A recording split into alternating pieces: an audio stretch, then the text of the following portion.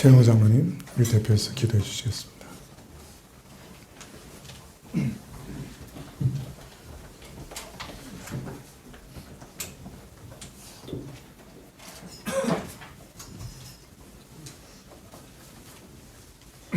기도하겠습니다. 주님, 저희를 주님의 나라의 백성으로 부르시고 또 군사로 부르셔서 우리를 구비시키시고 이 땅 가운데서 주님의 군사로 살아가기 위한 많은 은혜와 은사들로 주님 저희에게 부어주시고 이 땅 가운데 믿음으로 소비하신 것을 감사드립니다. 주님, 저희가 때때로 하나님의 군대로 부르심을 받은 것을 망각하고 이 땅의 많은 상황들과 환경들 가운데 눌리고 하나님께서 원하시는 것만큼 마음을 다하여 주님을 사랑하지 못하고 또 내 이웃을 내 몸과 같이 사랑하는 그 원리에서 벗어나고 이 땅 가운데서 방황하고 눌리고 마음이 낮아져 있는 상태에 거할 때가 많이 있는 것을 주께서 아십니다. 사랑하는 주님,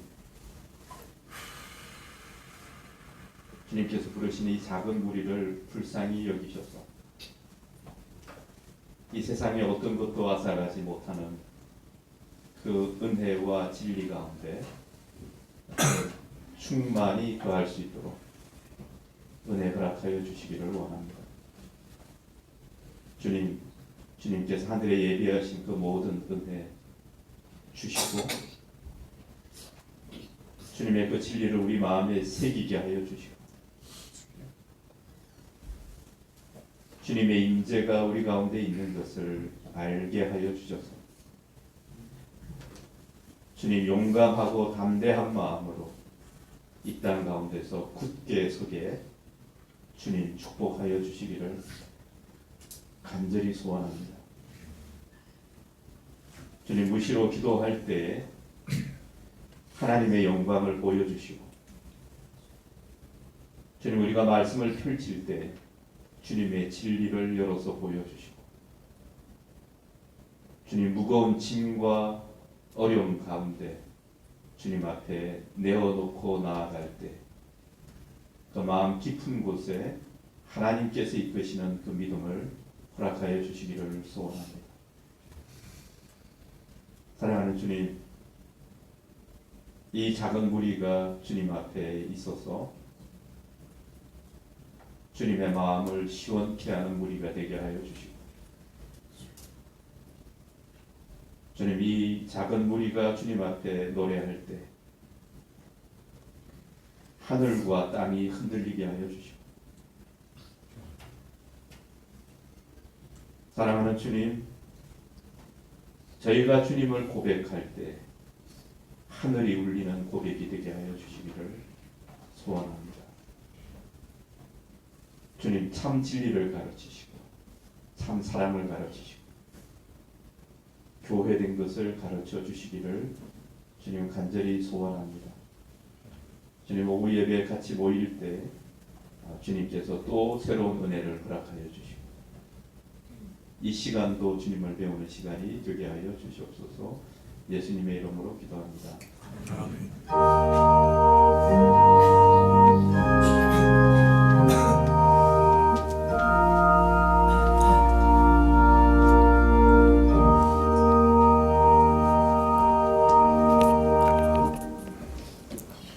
말씀은 사무엘하 22장 44절부터 23장 39절까지 말씀인데요.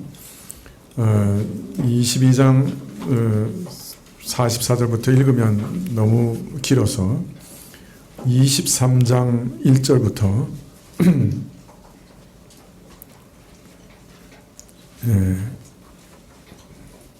그냥 23장 1절부터 7절까지만 읽겠습니다.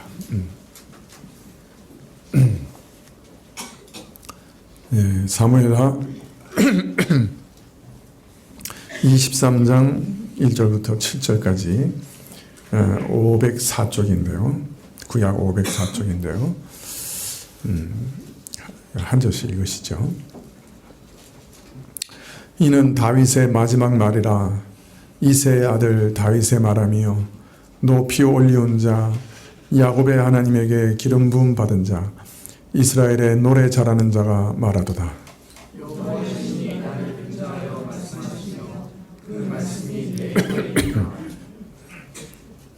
이스라엘의 하나님이 말씀하시며 이스라엘의 바위가 내게 이르시기를 사람을 공의로 다스리는 자, 하나님을 경외함으로 다스리는 자여,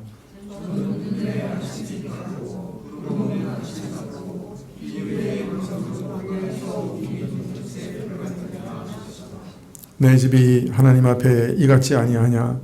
하나님이 나로 더불어 영원한 언약을 세우사 만사에 구비하고 경고케 하셨으니 나의 모든 구원과 나의 모든 소원을 어찌 이루지 아니하시랴.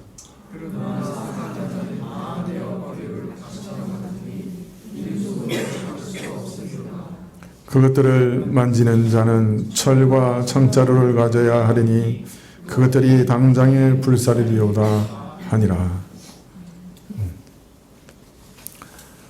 네, 오늘 좀 상당히 긴 말씀인데 그냥 빨리 지나가도록 그렇게 하겠습니다. 소망구역 특성이 있겠습니다.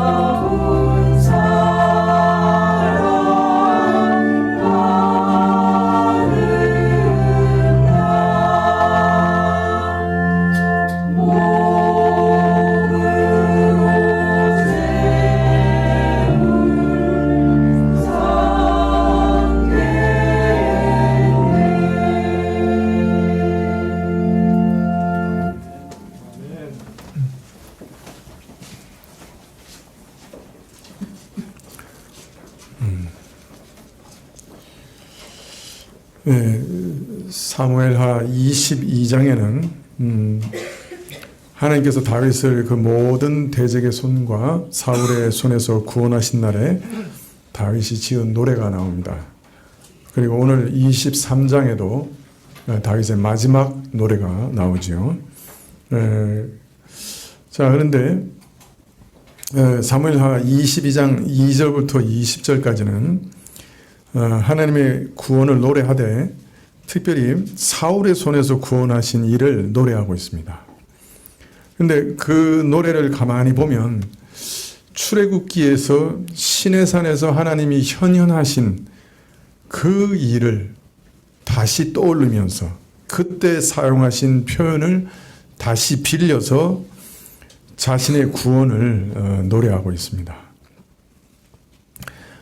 다윗은 참 젊어서부터 사울로부터 많은 핍박과 고난을 받았고 마치 사망의 줄이 자기를 얽어매는 것만큼 험악한 일들을 수도 없이 겪었지만은 그는 그때마다 참 자신의 그 가난한 처지를 참 자신의 곤고한 처지를 하나님께 아뢰었고 또 하나님께서는 좀 다윗의 그 위급한 상황을 항상 도와주셨다.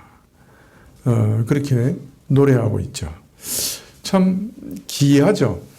그냥 아예 처음부터 고생 안 시키시면 좋을 것 같은데 그냥 생명이 경각간에 달리는 그런 위기와 고통 이런 것들을 끊임없이 허락하시는데 근데 또 이상한 거는 그것도 망해서 또 죽지는 않아요. 거기서 계속 구원해 내시는 거예요. 참 이런 걸 통해서 어떤 면에서는 하나님이 누구신가 하는 것을 다윗은 가장 깊게 배웠던 것이 아닌가 생각이 듭니다. 하나님께서 이 다윗의 기도를 들으시고 그 대적에게 진노하시되 마치 코에서 연기가 나오고 입에서 불이 나와서 사르듯이 격렬하게 진노하시고 땅이 진동하고 산의 터가 요동하고 이처럼 하늘에서 직접 개입하셔서 참 다윗을 사울의 손에서 또 자기를 쫓는 자들의 손에서 구원해 주셨다. 그렇게 노래하고 있습니다. 마치 애굽에서 나온 이스라엘을 시내산에서 만나셨던 그 하나님의 그 현현처럼 하나님께서 역사 가운데 개입하셔서 다윗을 구원해 내셨습니다. 자, 그런데 이런 구원은 다윗이 뭘 선하거나 뭐 의롭거나 경건하거나 그래서가 아니고 하나님께서 다윗을 구원하시기 기뻐하셨기 때문에 오직 그의 기뻐하심 때문에 즉 구원의 근거가 다윗에게 있지 않고 오직 하나님의 선하신 성품과 그의 선택과 그의 뜻에 있었기 때문에 하나님께서 저를 다윗의 어떠함 때문이 아니라 하나님의 선하심 때문에 구원해 내셨다. 그렇게 노래하고 있습니다. 참 우리가 종종 어려움을 당하면 이런 일도 또 구원해 주실까? 이전에 구원해 주셨는데도 이제 안 믿어져요. 이번에는 또 구원해 내실까? 이거 자꾸 그냥 조바심이 나고 두렵죠. 또 우리가 하는 행실을 보면 또 우리가 다 또 고난 받을 만한 일도 하고 또 우리가 하나님께도 범죄도 많이 하고 그러니까 이번에 또 구원해 내실까? 이전에 큰 구원을 경험하고 그때마다 하나님 도우심을 경험해도 또 그런 생각이 들기 쉬워요. 그러나 우리의 구원은 궁극적으로 우리 자신의 어떠함 때문이 아니에요. 하나님께서 기뻐하시기 때문에 구원하신 거예요. 그렇기 때문에 우리의 어떠함 때문이 아니라 하나님의 자비와 긍휼 때문에 하나님께 나갈 수 있는 거죠. 참 어떤 때는 하나님께서 왜 저렇게 저 교우한테 저렇게 어려움을 주시나, 좀 환난 없이 평안함을 주시면 얼마나 좋을까, 그렇게 생각될 정도로 막 환난이 계속 물방울이 이어서 떨어지듯이 떨어지는 그런 일들도 볼 때가 있습니다. 그러나 더 놀라운 거는 하나님께서 그런 모든 고난에서 견디게 하시고 이기게 하시고 믿음을 잃지 않게 하시고 그래도 하나님을 의지하게 하시고 그리고 끝내는 구원해 내신다는 거죠. 또 그런 일들을 거듭거듭 보이신다는 거예요. 다윗의 인생도 그런 인생이었어요.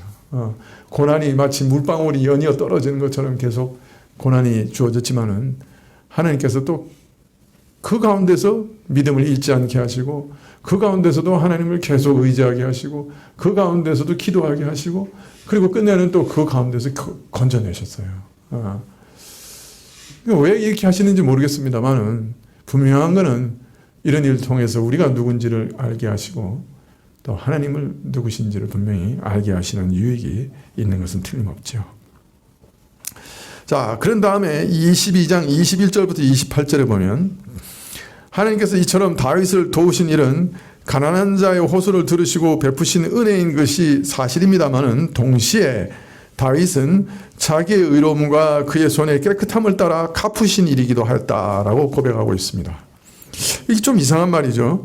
자신의 생애를 돌아보면서 한 곳에서는 하나님께서 오직 기뻐하시는 뜻을 따라 내게 행하신 은혜의 결과라 이렇게 얘기했고 또 그 다음에는 이것이 다윗의 의와 행실의 깨끗함을 따라 하나님이 갚아주신 결과다 이렇게 전혀 상반된 노래를 하고 있는 거예요. 여기 사람 당혹스럽게 하죠.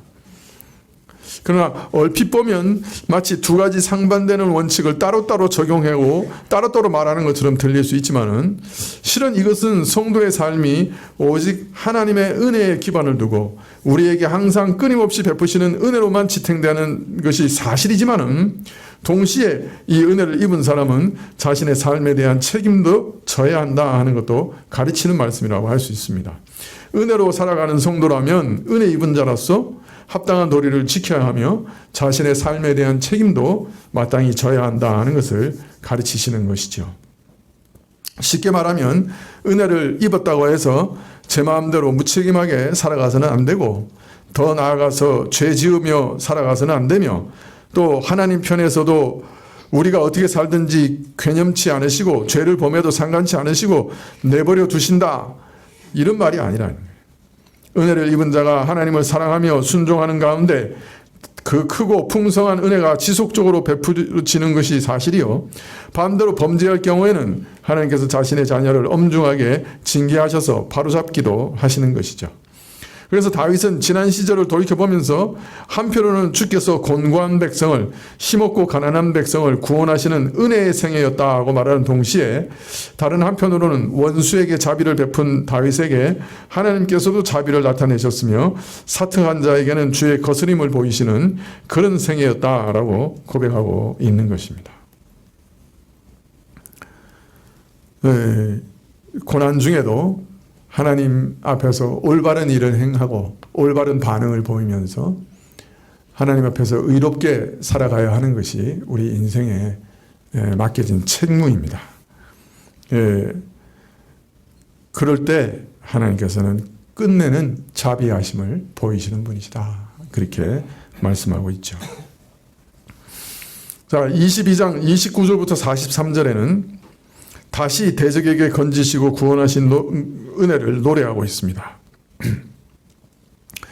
다윗은 자기를 도우시는 하나님의 능력을 힘입어 또한 저들을 따라 미쳐 저들이 멸하기까지 돌이키지 아니하였다. 자기보다 강한 대적의 횡포 앞에서 하나님께 다급하게 호소하며 구원을 구하던 다윗이 오히려 이제는 강한 대적 세력을 완전히 무너뜨리고 굴복시켰다. 다윗이 이처럼 완전하게 적을 무너뜨릴 수 있었던 것은 하나님이 친히 그 손을 쌓아 가르치셔서 싸우게 하시고 그의 팔도 강한 놋활을 당기게 하시고 다윗에게 구원의 방패가 되어 주셨기 때문에 가능한 일이었다. 다윗은 이와 같이 자기를 붙드시는 하나님의 강한 팔을 의지하고서 하나님의 능한 능력을 힘입어서 크게 되었다. 자, 그러나 반대로 자신의 원수들은 여호와께 부르짖어도 대답하지 않으셨고 또 응답하지 않으셨다. 네. 그래서 지금까지 쭉 43절까지 얘기가 사울 자기의 원수였던 그 원수가 그 사울이었다 하는 것을 여기서 마지막으로 또 드러내고 있습니다. 자, 이처럼 다윗은 22장 2절부터 43절까지 계속 사울과 그의 세력을 의식하고 하나님의 구원을 노래했습니다. 그런데 오늘 44절부터는 그 대상이 바뀌는 것을 알 수 있는데요. 사무엘하 22장 44절부터 보시면 주께서 또 나를 내 백성의 다툼에서 건지시고 나를 보존하사 열방의 으뜸을 삼으셨으니 내가 알지 못하는 백성이 나를 섬기리이다. 이방인들이 내게 굴복하며 저희가 내 풍성을 듣고 곧 순복하리로다. 이방인들이 쇠미하여 그 견고한 곳에서 떨며 나오리이다. 다윗은 다시금 주께서 나를 내 백성의 다투심에서 건지셨다고 고백합니다. 지금까지 그 사울이 자신을 핍박한 일들을 노래한 것을 다시 언급하고 있는 것이죠. 이스라엘 왕 사울이 다윗을 경계하여 핍박했던 모든 억울한 일에서 건져내셨고 사울과 그를 따르는 자들의 음모와 시기 다툼에서 저를 보호하셨습니다. 물론 이 일은 사울이 일방적으로 다윗을 핍박해서 억울하게 한 일이었지만은 그 본질에 있어서는 이스라엘의 왕권을 두고 하늘부터 버림받은 사울과 하나님께서 친히 택하여 세우신 다윗 사이에 벌어진 다툼이었던 것이 사실입니다.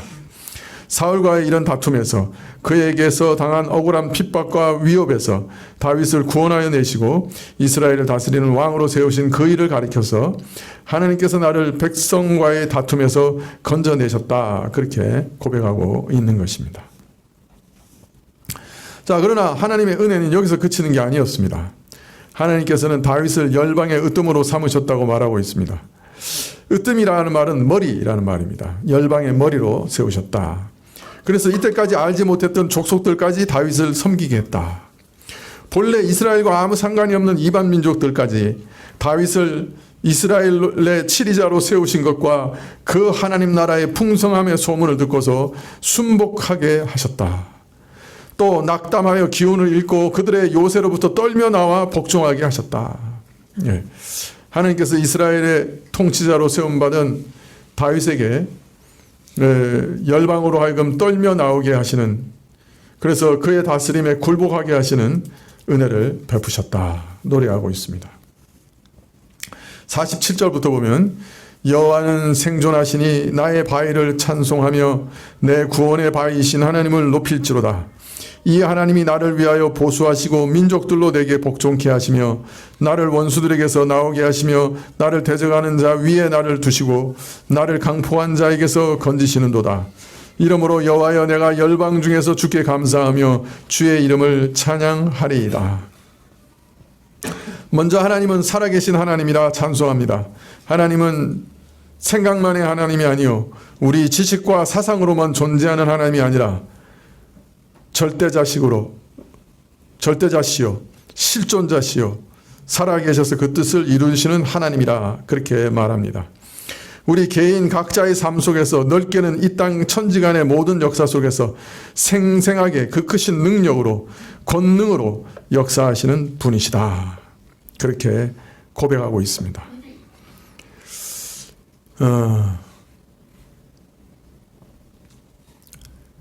여러분, 하나님이 살아계시고 실존하시는 것을 얼마나 실감하시는지 모르겠습니다. 예. 예. 제가 요새 그 제임스 웹이 올라간 다음에 천문학계에서 막 논문들이 쏟아져 나오고 있는데 그 논문들 이렇게 보면서 참 이 우주가 얼마나 광활하고 또 얼마나 신비롭고 참 얼마나 황홀한가. 예, 거기서 찍어놓은 사진들 보면 막 너무너무 아름다워요. 예. 그런데 이상하게 요새 자꾸 느끼는 것이 그 우주를 볼수록 이것을 만드신 분의 그 능력이 얼마나 대단한가 하는 것을 자꾸 느끼게 돼요. 그러면서 예전에 우리 종교개혁자들이 말한 것이 자꾸 기억이 납니다. 이 세상 만물이 실존해 있지만 그러나 하나님은 그 만물보다 더 분명한 실존이시다.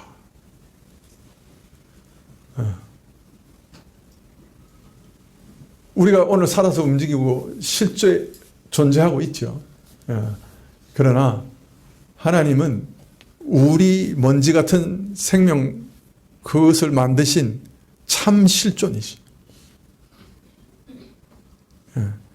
우리보다 더 실제하시는 분이시.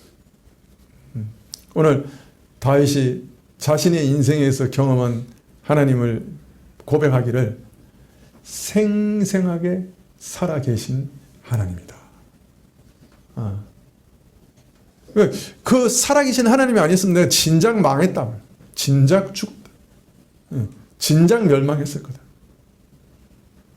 그러나 하나님은 생생하게 살아계신 실존하신 하나님이셨기 때문에 그 하나님이 우리를 도우시고 지키시고 살리셨다. 이렇게 고백하고 있는 거예요. 내가 살아있는 것보다 하나님의 살아계심과 실존이 더 분명하다. 그가 살아계셨기 때문에 내가 살았다.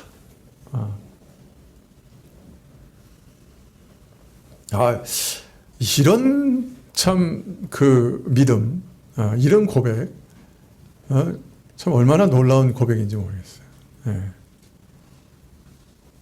이 광활한 우주를 만드신 그 실존, 그걸 보고 있노라면 참 이 얼마나 아름답고 놀라운 것인가 생각하게 되는데, 우리 종교개혁자들, 우리 선조들은 그 모든 우주의 실존보다 하나님은 더 분명한 실존이시다.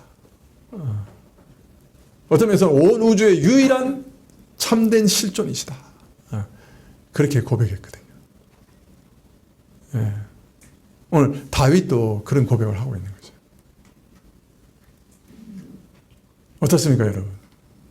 하나님, 그런 하나님으로 여러분 경험하고 계세요? 내 삶과 내 모든 것보다 하나님이 더 실존이시다. 그는 정말 살아계신 하나님이시다. 그렇게 믿어지십니까? 우리 믿음의 조상들은 그걸 믿었어요. 그렇게 믿었다. 다윗도 오늘 그가 생생하게 살아 계셨기 때문에 내가 오늘 살았습니다. 그렇게 말하고 있습니다. 모든 역사 속에, 천지간의 모든 삶 속에 생생하게 살아 역사하시고 그의 권능으로 지금도 역사하시는 분이시다. 그렇다고 다윗이 대적에게 안 쫓겨나다니고 생명의 위험을 안 느끼고 고난을 안 겪고 그런 건 아니었어요. 그런 거 다 경험했는데, 그런데 거기서 오히려 하나님 정말 나의 실존보다 그분의 실존이 더 분명하게 느껴졌다. 그렇게 말하고 있는 것이. 대적에게 위협받으며 쫓기는 불안한 삶, 언제 어떻게 될지 모르는 미래의 불확실 속에서 하나님께서는 거대한 반석같이 다윗의 삶의 든든한 토대와 의지가 되어주시고 영원한 실존으로 그와 함께 하셨다. 난 너무 멋있는 것 같아요. 다윗의 이 고백이.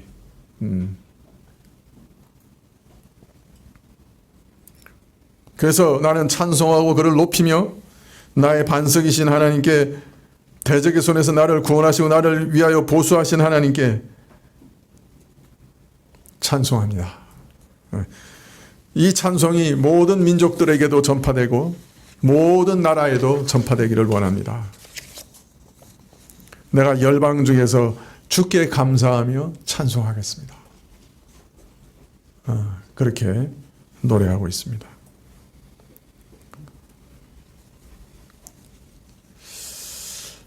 우리는 여기서 사무엘하 21장부터 줄곧 이어지는 한 맥락을 볼 수 있습니다. 먼저 21장에서는 참 그 사울의 잔존 세력, 다윗의 왕국을 경고하기 위해서 사울의 잔존 세력을 멸하신 그 기근을 통해서 멸하신 일을 말씀하셨고, 바로 이어 외적으로는 이스라엘의 가장 강력한 대적이었던 블레셋 세력을 꺾으신 일을 말씀하고 있죠. 블레셋의 용병으로 와 있던 거인족을 진멸함으로써 블레셋 세력이 완전히 발흥하지 못하도록 짓밟은 일을 말씀하시고 22장에 다윗이 지은 시도 사울과 그에 함께한 자들의 손에서 구원하신 것과 이방인들이 다윗에게 굴복하게 된 일을 노래하고 있습니다. 이것이 한 맥락이죠. 쭉. 그래서 먼저 사울의 손에서 잔존 세력에서 건져내시고 또 블레셋 세력을 완전히 꺾으시고 그리고 바로 사울과 그 이방인의 손에서 건지신 것을 찬양하는 노래가 나오는 것이죠. 그리고 마지막으로 22장 51절에 이 모든 말씀의 결론을 맺고 있습니다. 사울의 세력을 꺾으시고 이방인들을 굴복해 하신 일을 먼저 쭉 말씀하신 다음에 그것을 시적인 언어로 다시금 노래하고 그 다음에 이 두 사건의 의미가 뭔가 하는 것을 마지막으로 결론 내리기를 51절에 여호와께서 그 왕에게 큰 구원을 주시며 기름 부음 받은 자에게 인자를 베푸시며 영원토록 다윗과 그 후손에게로다. 먼저 우리는 이 말씀에서 다윗이 대적으로부터 많은 핍박과 고난을 겪은 후에 이스라엘 왕으로 세움 받게 된 것을 감사하며 찬송하는 이 모든 시가 단지 한 경건한 성도가 하나님으로부터 참으로 개인적인 차원의 신원과 보상을 받았다 말하는 것이 아님을 오늘 21절에서 알 수 있습니다. 왜냐하면 이 시가 오실 메시아에 대한 말씀으로 끝나고 있기 때문입니다. 마지막 절에서 다윗은 기름 부음 받은 자에게 인자를 베푸시며 영원토록 다윗과 그 후손에게로다. 즉 메시아에게 인자를 베푸시며 영원토록 다윗과 그 후손에게서로다. 그래서 하나님께서 이 모든 일이 단순히 다윗 한 개인을 위한 것이 아니고 그 당시 이스라엘만을 위한 것도 아니고 오고 오는 시대에 하나님께서 그 백성 이스라엘을 위해 세우시는 그의 모든 메시아, 모든 기름 부음 받은 자, 까지 계속 이어지는 노래임을, 은혜임을 노래하고 있기 때문이죠. 그러므로 이 말씀은 앞에서 노래한 모든 일들, 다윗의 개인적인 차원에서 그 개인적인 의미에서만 파악해서는 안 된다 하는 것을 알려주고 있는 말씀이기도 합니다. 사울과의 오랜 갈등과 그로 인한 수많은 핍박과 위험은 단순히 이스라엘 왕권을 두고 경쟁 관계에 있는 적수로부터 당한 그런 어려움이 아니고 비록 이스라엘 왕의 지위에 있지만은 실제로는 하나님의 뜻을 거스르고 대적하는 자로부터 당한 고난이요. 이러한 사울과의 다툼에서 벗어나 이스라엘의 치리자로 세움받은 그 일은 죄악 세력, 이러한 하나님을 대적하는 세력을 굴복시키시고 하나님의 다스림을 이스라엘 가운데 견고하게 세우시는 메시아에 관한 일이었다 하는 것을 알려주고 있기 때문입니다. 즉 사울은 메시아를 핍박하는 자였어요. 그리고 다윗을 세우신 것은 하나님께서 이스라엘 가운데 메시아를 견고하게 세우신 일이었던 것입니다. 즉 다윗은 메시아였고 메시아의 예표였죠. 기름 부음 받은 자, 영원한 메시아의 예표였죠. 자, 하나님께서 이런 다윗을 도와서 사울을 이기게 하신 일을 가리킬 때, 그래서 시편 22편 8절 이하에 땅이 진동하고 산의 터도 요동하고 하늘을 두리우고 하나님이 강림하시고 구름을 타고 나르시고 우박과 숯불이 내리게 하시고 하늘에서 내성을 발하시고 그 살을 날려 저희를 흩으시고 많은 번개로 파하시고 이런 신의 산 강림을 빌린 표현들을 사용하신 것은 이 땅을 초월하여 계신 하나님께서 그 크신 권능으로 다윗을 도우셨다는 뜻을 나타내는 것이기도 하지만은 더 나아가서 더 중요하게는 하나님께서 다윗을 도와 사울을 이기게 하신 그 일 자체가 이처럼 이스라엘을 애굽에서 구출해 내신 것 같이 대단한 일이라고 하는 것을 알리고 있다 할 수 있습니다. 즉 신의 산에서 하나님이 강림하시고 이스라엘을 애굽에서 건져내신 그 일을 빌려 지금 사울의 손에서 다윗을 구원하신 것을 노래하고 있다고 하는 말은 마치 애굽에서 이스라엘을 구원해내신 그 일만큼 다윗을 구원하신 일이 중요한 일이었다라고 하는 것을 알리는 것입니다. 겉으로만 보면 그냥 이스라엘 왕위를 두고 두 사람이 다툰 것처럼 보였지만은 그 이면을 깊이 보면 바로 이 땅의 악한 마귀의 세력, 애굽의 세력, 하나님의 나라를 무너뜨리려고 하는 무서운 세력이 메시아를 죽이고 없애고 하나님 나라를 멸망시키려고 했던 그런 전쟁이었고, 하나님께서는 이 땅에서 바로 그런 마귀와 죄악의 세력을 굴복시키기 위해서 메시아를 힘있게 도우셨고, 그래서 메시아를 끝내 이스라엘 가운데 세우셨던 그런 중체대한 일이었다는 것이에요. 그 표면에 나타난 일과 이면에 있었던 영적인 의미는 상당히 달랐던 것이에요.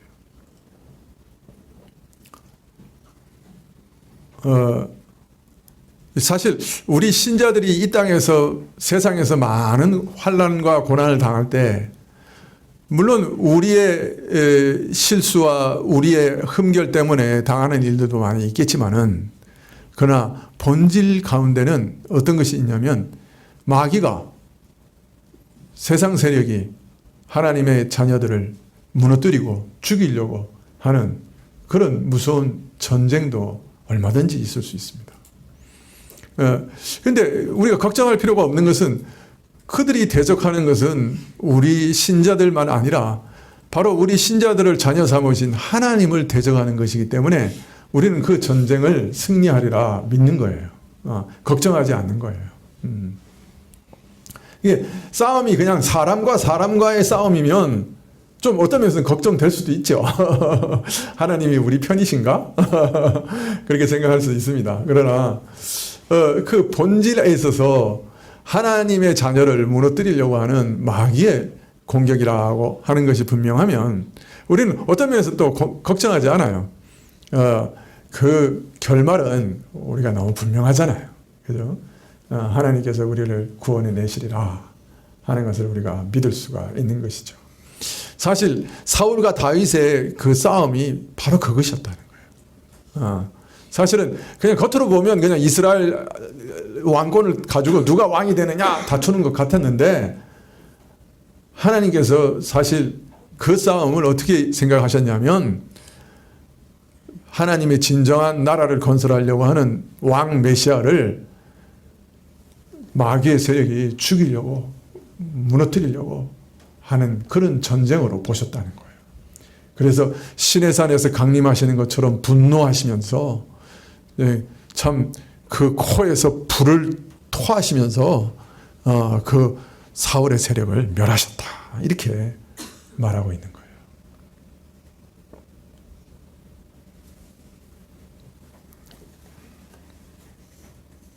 자, 그러면 다윗이 의로운 통치를 행하고 하나님께서 또 그 의로운 일을 따라 갚으신 것을 노래한 것도 전혀 다르게 봐야 되겠죠. 다윗의 한 개인의 의로움을 자랑하기 위한 것이라기보다 오히려 하나님께서 다윗을 자기 메시아로 세우신 그 일이 하나님의 의로운 통치를 이스라엘 가운데 견고하게 세우신 일이었다 하는 것을 간접적으로 고백하는 고백이 될 거예요. 하나님의 의로운 통치를 본받아 그의 은혜로 다윗은 이스라엘 가운데 의와 공의로운 통치를 행할 수 있었던 거죠. 또 우리도 마찬가지예요. 이 세상에서 살아갈 때 하나님의 은혜를 입어 아무리 우리가 고통스러운 일을 당한다 할지라도 그 가운데서 의로움과 그죠? 정의로움, 올바름을 잃지 않도록 우리는 하나님의 통치가 그 가운데 내 가운데 드러나도록 그렇게 기도해야 되겠죠. 자, 이방인의 머리가 되게 하시고 이방인들이 떨며 복종하게 하신 것도 단순히 이방인을 정복하고 그냥 세속 군주가 주변에 있는 나라를 정복해서 조공을 받은 그런 일이 아니라는 거예요. 하나님 나라의 통치가 이스라엘 내부에만 국한된 것이 아니라 메시아를 세우신 그 아름다운 통치가, 그 공의로운 통치가 이제는 이방인에게까지도 널리 전파되고 그들까지도 구원하려고 하는 하나님의 복스러운 통치가 주어진 것으로 이해해야만 될 것입니다. 땅의 모든 민족을 불러 회개케 하시고 살 길을 얻게 하시는 하나님의 의로운 통치가 다윗을 통해서 주어졌던 것이죠. 그리고 이것은 궁극적으로 진정한 메시아, 곧 다윗의 자손 예수 그리스도에게서 이루어지게 될 그 은혜를 가리키는 것이다고 할 수 있는 것이죠. 그래서 우리는 이 마지막 절에서 사울에서 건지시고 이방을 정복하게 하신 일이 바로 하나님께서 자신의 메시아를 세우신 일이라, 메시아를 구원해 내시고 하나님 나라를 건설하시기 위해 메시아를 세우신 일이라 하는 것을 이해할 수 있고요. 또 앞으로 자신의 뒤를 이어 세워질 모든 왕들도 하나님 나라를 잘 다스리고 이방 모든 민족에게 복을 주는 그런 목적으로 세워진 자들이요, 그들도 일종의 메시아였다. 무엇보다 이 일을 이제 궁극적인 메시아 예수 그리스도께서 이루실 것이다 하는 것을 노래하는 것이 시편 22편의 마지막 결론이다 하는 것을 알 수가 있습니다. 자, 이어지는 사무엘하 23장의 시는 다윗의 유언시인데요, 일종의 예언과 경고를 담고 있습니다. 23장 1절에 이는 다윗의 마지막 말이라, 이새의 아들 다윗이 말하며 높이 올리운 자, 야곱의 하나님께 기름 부음 받은 자, 이스라엘의 노래 잘하는 자가 말하도다. 다윗은 하나님께서 세우신 자인데 그의 기름 부음 받은 메시아로서, 그리고 이스라엘의 노래 잘하는 자로 세움받은 자다, 이렇게 고백하고 있습니다. 자, 이스라엘의 용사로, 이스라엘을 구원할 왕으로 기름 부음 받은 자로서의 다윗에 대해서는 우리가 아주 친숙한 면이 있지만은, 다윗을 소개할 때 그와 똑같은 비중으로 노래하는 자다라고 다윗을 소개하는 것은 좀 생소합니다. 그죠? 그러니까 다윗은 두 가지 아주 중요한 특징이 있었는데, 하나는 뭐예요? 왕이었어요. 그리고 또 하나는 노래하는 자, 가수였어요. 가수. 신기하죠? 그러니까 다윗이 두 가지 아주 중요한 직분인데, 하나는 왕, 하나는 가수. 가수를 폄하하면 안 되겠어요? 자, 그런데 이 가수가 보통 가수가 아니야. 노래를 잘하는데 보통 노래 잘하는 자가 아니야. 왜 그렇죠?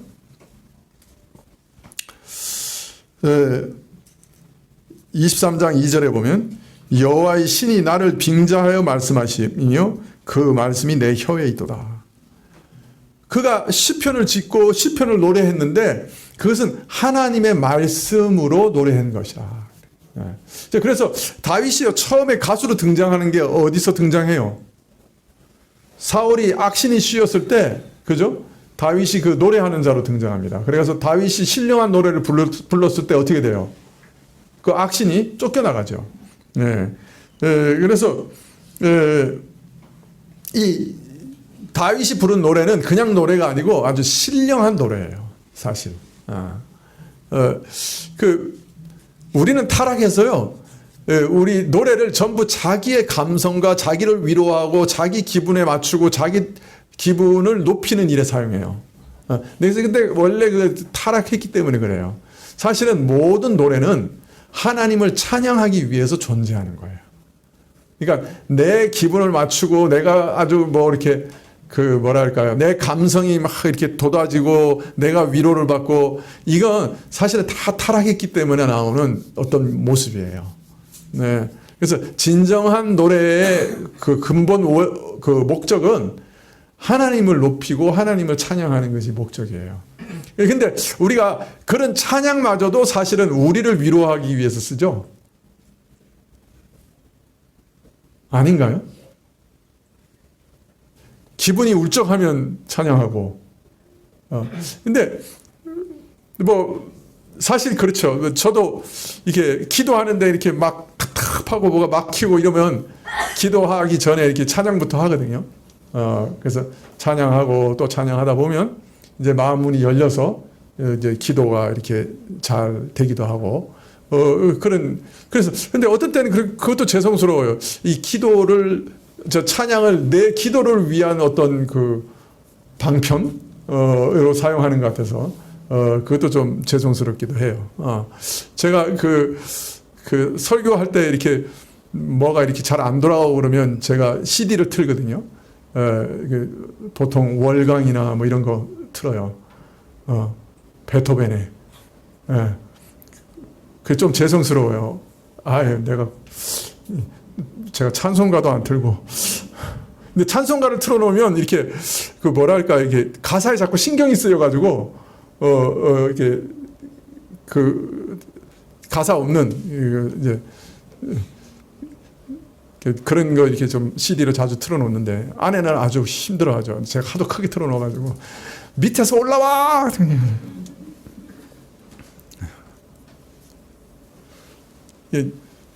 설교 준비할 때 그렇게 이제 이용하기도 하는데, 근데 사실 그 다 어떤 면에서는 타락한 국면이에요. 진짜로 얘기하면 찬양은 사실 다 하나님의 영광을 위해서 하나님께 드려지는 것 위해서 존재하는 거예요. 노래 자체라고 하는 것 자체가. 그리고 더 놀라운 거는요, 노래는 일종의 설교예요. 여러분, 미국이나 이제 쿠바 같은 데 가서 이렇게 이민간 3세대, 4세대 되면 한국말 다 잊어버리잖아요. 그죠? 그런데 노래는 안 잊어버립니다. 아리랑 이런 걸 안 잊어버려요. 어릴 때 배운 노래는 아주 오래 가요. 그래서 이 노래로 된 이 찬양은 우리에게 굉장히 중요해요. 그래서 나는 우리 자녀들에게 좀 찬양을 누가 좀 잘 가르쳐 주는 분이 계시면 좋겠어요. 그래서 좀 찬양이 어릴 때부터 이렇게 마음에 새겨지고 이렇게 늘 이렇게 친숙하면 참 좋겠다 생각해요. 왜냐하면 찬양은 일종의 설교예요. 그래서 나중에 역대기 같은 데 보면 레위 자손들 중에 이렇게 성가대를 조직해가지고 하나님 앞에서 24시간 찬양을 드리거든요. 근데 그때 그 일을 네비임이라고 그래요. 그러니까 예언하는 거라고 그렇게 선지자가 설교하는 거나 똑같다고 이렇게 평가하고 있어요. 그래서 성령의 신령한 영감으로 감동받아서 계시받은 말씀을 노래하는 시인이요 가수가 다윗이요. 그리고 지금 오늘 그 결과가 시편에 남아 있는 거예요. 시편이 아주 다수가 그죠? 다윗의 시와 노래예요. 그래서 이 다윗의 시인으로서 가수로서의 이 직분은 굉장히 중요한 직분이에요. 그래서 왕인 동시에 하나님이 주신 진리를 시편에 기록해서 앞으로 올 모든 세대에 전한 참 선지자였어요. 그래서 노래 잘하는 자라는 말은 바로 이런 노래를 통한 선지자 직분을 행한 것을 말하는 거예요. 그래서 보통 가수가 아니에요. 선지자 가수예요. 그래서 바로 시편이 바로 그 산물이죠. 그래서 제가 몇 번 우리 가까이 장로님이나 이런 분들한테 말씀드린 적이 있는데, 성가대가 아주 기가 막힌 은혜를 끼치는 찬양을 하잖아요. 그러면 제가 설교하며 올라가면서 이런 생각해요. 오늘 설교 반은 다 했다. 성가대가 다 했어. 여러분, 그런 은혜를 벌써 성가대가 찬양할 때 다 봤잖아요. 그죠? 왜 아멘 한 사람밖에 안 해요? 사실 성가대가 잘 찬송해서 은혜롭게 찬양이 하나님께 드려지면 우리 자신도 은혜를 받아요. 그래서 제가 속으로 생각한다니까 오늘 설교 반은 이미 끝났어 이러면서 제가 설교단에 오릅니다. 자, 이어서 하나님의 성령의 감동하심으로 다윗은 그의 왕권과 왕국의 앞날을 예언하되 3절부터 이렇게 예언합니다. 이스라엘의 하나님이 말씀하시며 이스라엘의 바위가 내게 이르시기를 사람을 공의로 다스리는 자 하나님을 경외함으로 다스리는 자여 저는 돋는의 아침빛 같고 구름 없는 아침 같고 비후의 광선으로 땅이 우음이 돋는 새풀 같으리라 하시도다. 내 집이 하나님 앞에 이같이 아니하냐. 하나님이 나로 더불어 영원한 언약을 세우사 만사에 구비하고 경고케 하셨으니 나의 모든 구원과 나의 모든 소원을 어찌 이루지 아니하시랴. 자, 하나님의 메시아로 세움받은 자가 의로 다스리며 하나님을 경외함으로 다스리면 마치 아침 햇살같이 빛나게 될 것이다. 하나님께서 영원한 언약으로 약속하셨는데 하나님께서 세우신 그 메시아와 하나님께서 세우시는 다윗 집과 그 왕권이 의와 공의를 행할 때 아침 햇살까지 빛나게 될 것이다. 이렇게 노래합니다. 예, 하나님께서 그에게 찬란한 영광을 드러내게 하실 것이고 참 앞으로 오실 메시아를 통해 영원까지 이 찬란한 은혜와 아름다움이 비춰지게 될 것이다. 이렇게 노래하고 있는 것이죠. 자, 그런데 다윗은 자신의 후손들을 향한 경고도 있지 않아요. 사무엘하 23장 6절에 보면 그러나 사악한 자는 다 내어버리울 가시나무 같으니 이는 손으로 잡을 수 없음이로다. 그것들을 만지는 자는 철과 창자루를 가져야 하리니 그것들이 당장에 불살라 태울 수밖에 없을 것이다. 자, 만일 이스라엘 왕이 사악한 자가 돼서 공의로 다스리지 않고 왕권을 남용하면 사사기에 나오는 아비멜렉처럼 가시나무가 되어 저들을 찌르며 또 저 자신도 불사름이 될 것이다. 이렇게 경고하고 있습니다. 네.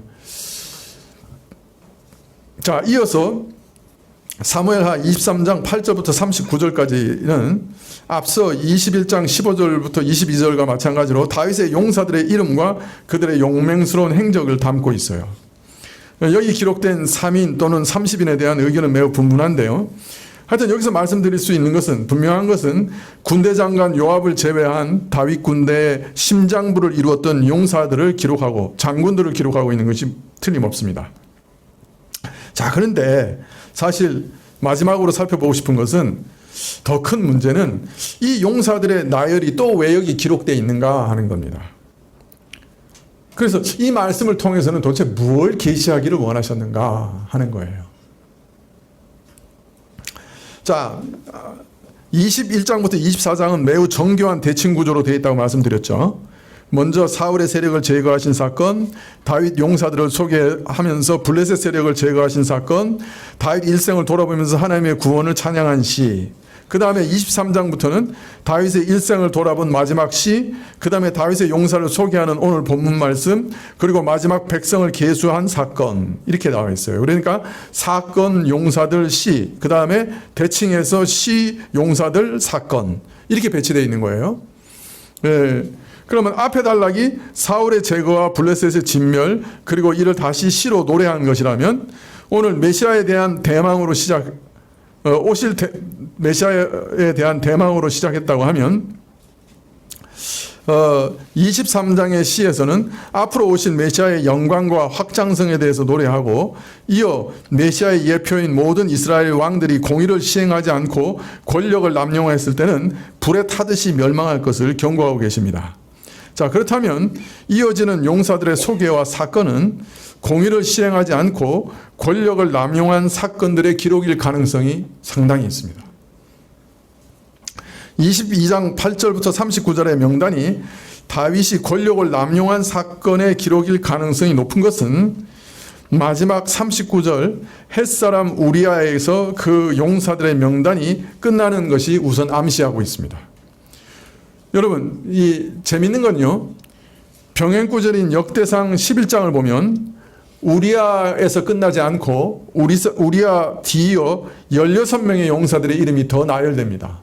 그러니까 역대상 11장에 있는 용사들의 명단이 16명이 더 많아요. 우리아 이후에 16명이 더 기록됩니다. 그런데 열왕기는, 사무엘하는 우리아에서 딱 끊어버렸어요. 그 명단을. 매우 암시적이죠. 그죠? 우리아 그러면 누군지 우리 다 알잖아요. 그죠? 바세바의 남편이고 다윗에게 살해된 사람. 그 사람의 이름으로 딱 끝나요. 요 명단이. 그래서 어떤 특별한 의미를 가지고 우리아에서 이 명단을 끄는 것이 아닌가 생각하게 됩니다. 즉 다윗이 그의 권력을 남용한 일을 상기시키는 가장 문학적인 장치가 여기 숨어 있는 것이 아닌가 생각되는 것이죠. 더하여 명단을 소개하면서 한 가지 의미심장한 일화를 소개하고 있는데요.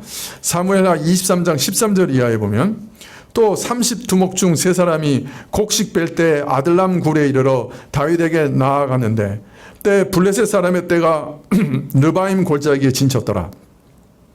그때 다윗은 산성에 있고 블레셋 사람의 영체는 베들레헴에 있는지라.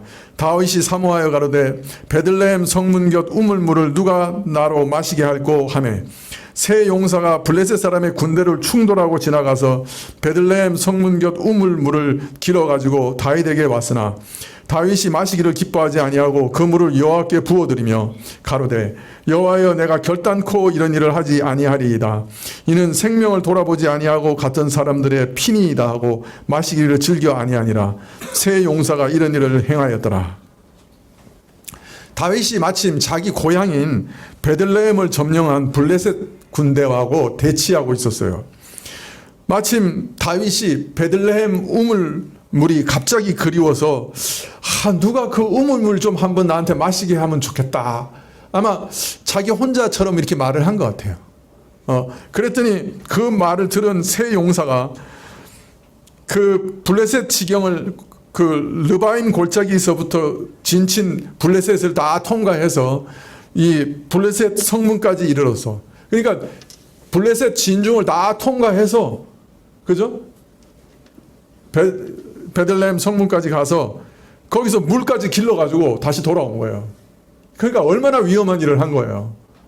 세 사람이 그냥 걸어갔겠어요?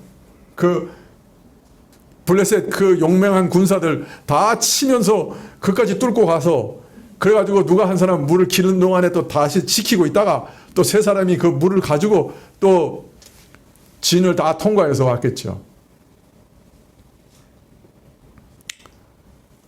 참 매우 위험천만한 일이고 솔직히 말하면 미친 짓이죠. 물 한 번 마시려고 세 용사 목숨을 거는 거니까 이거 미친 짓이죠. 예.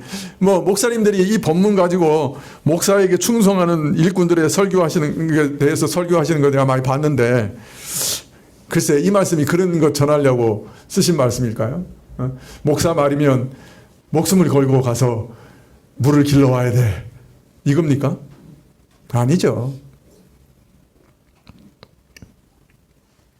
이 말씀은 왕권이 오용되고 남용될 때 얼마나 위험한 일이 일어날 수 있는가.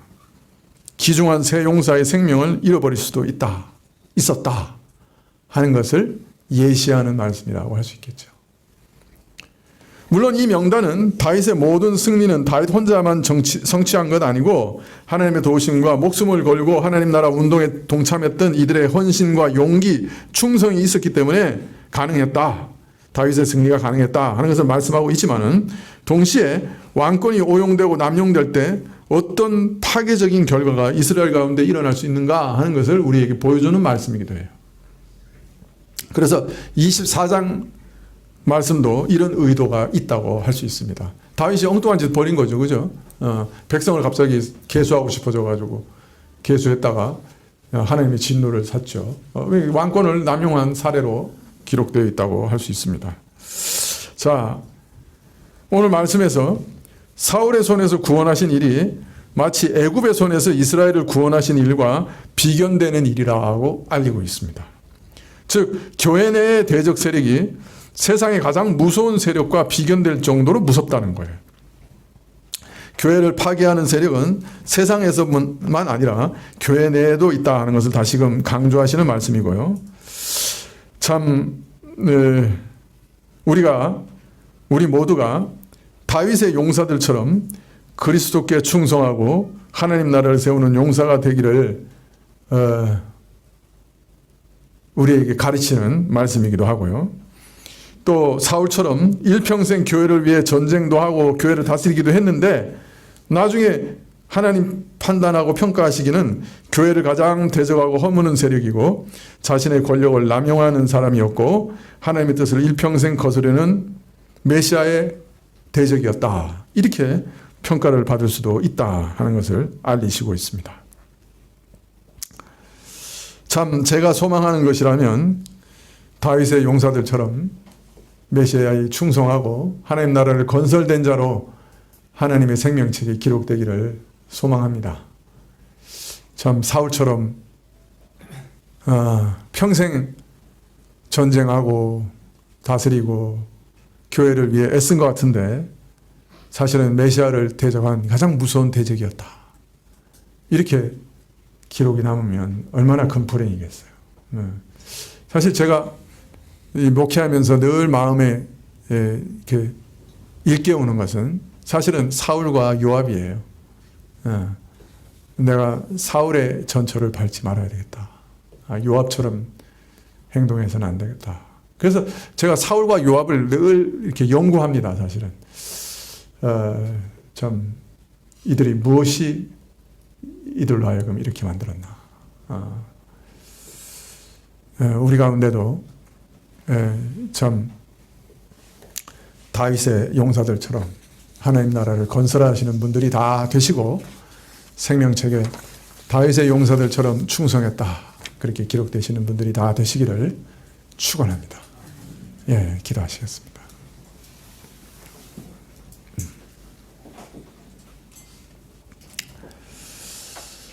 네, 주께서 우리로 많은 고난과 고통과 참 마음이 너무 무거워서 너무 눌려서 참 바닥에 납작 깔려 있는 것 같은 그런 납덩이 같은 근심 속에서 살아가게 하실지라도 하나님께서 내 편이시라고 하면 참 아무것도 두려워할 일이 없다 하는 것을 깨우치고 알게 하시는 것 감사드립니다. 하나님, 우리가 싸우는 이 모든 일들 밑바닥에는 사실은 하나님의 백성을 죽이고 멸하려고 하는 마귀의 무서운 세력도 있는 줄 아오니 하나님, 우리를 도우시옵소서. 우리를 크게 긍휼히 여겨 주시옵소서. 그래서 끝내는 하나님 나라의 백성으로 이 땅에서 살아남게 하시고 또 승리도 맛볼 수 있게 해 주십시오. 우리로 낙담치 않게 해 주시기를 간절히 원하옵고 이전에도 끊임없이 이러한 전쟁에서 우리를 건지셨던 것을 기억할 수 있게 해 주시기를 구하옵고 하나님 살아계신 분이시고 정말 실존하시는 분이시고 심지어는 온 우주의 실존이나 나 자신의 실존보다 더 분명한 실존이다. 살아계신 생생하게 살아계신 하나님이시다. 믿으며 살아갈 수 있는 은혜 허락하여 주십시오. 거듭거듭 환난에서 건지시는 것을 경험하면서 이번에도 건지실까 질문하지 않게 하시고 이번에도 건지시리라 확신하는 믿음 주시고 끝까지 우리를 수치로 당치 않게 하시는 그 하나님을 끝까지 의지할 수 있는 은혜와 믿음 허락하여 주십시오. 예수님의 이름으로 기도합나이다. 아멘. 하늘에 계신 우리 아버지시여, 이름이 거룩히 여김을 받으시오며 나라의 임하옵시며 뜻이 하늘에서 이룬 것 같이 땅에서도 이루어지이다. 오늘날 우리에게 일용할 양식을 주옵시고 우리가 우리에게 죄 지은 자를 사하여 준 것 같이 우리 죄를 사하여 주옵시고 우리를 시험에 들게 하지 마옵시고 다만 악에서 구하옵소서. 대개 나라와 권세와 영광이 아버지께 영원히 있사옵나이다. 아멘.